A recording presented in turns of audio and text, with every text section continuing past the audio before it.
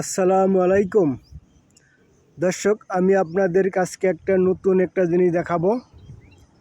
আমি এমন একটা এলাকায় এসেছি, এই আমার ক্যামেরার সামনে দেখতেছেন, এইটা একটি তরমুজের ক্ষেত। এই এলাকার লোকগুলা খুবই বুদ্ধিমান। দেখুন, সুন্দর করে তরমুজ লাগিয়েছে এবং তরমুজের গ্যাপে গ্যাপে পেঁপে গাছও লাগিয়েছে। এই তরমুজের শেষ হয়ে গেলে পেঁপে বিক্রি করবে। কি সুন্দর একটি পদ্ধতি!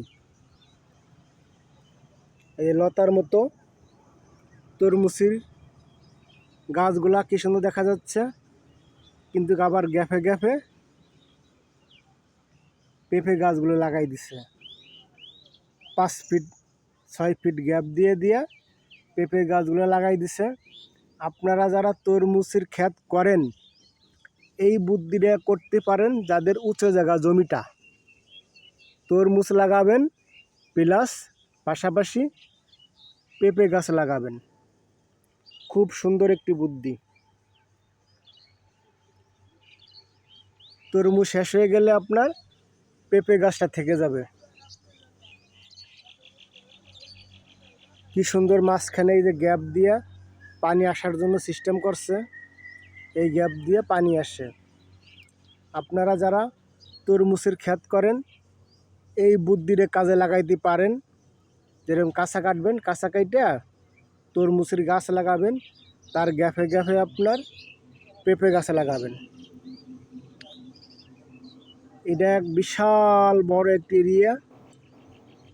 মানুষ এখনও যদি গ্রামে ঠিকমতো কষ্ট করে, ফল ফ্রুট দিয়ে অনেক টাকা ইনকাম করতে পারে। এটা সম্ভব। সুন্দর একটি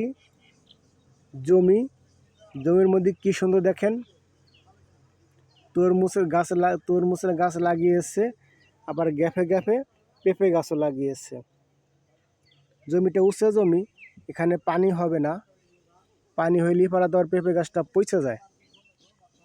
এই জমিটা উঁচু জমি, তা বুদ্ধিটা খুব সুন্দর করছে।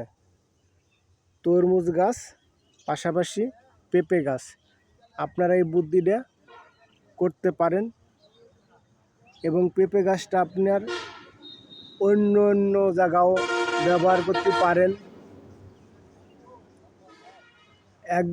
একভাবে মানে 2-3টে ফসল একই সঙ্গে, কি সুন্দর সিস্টেমটা!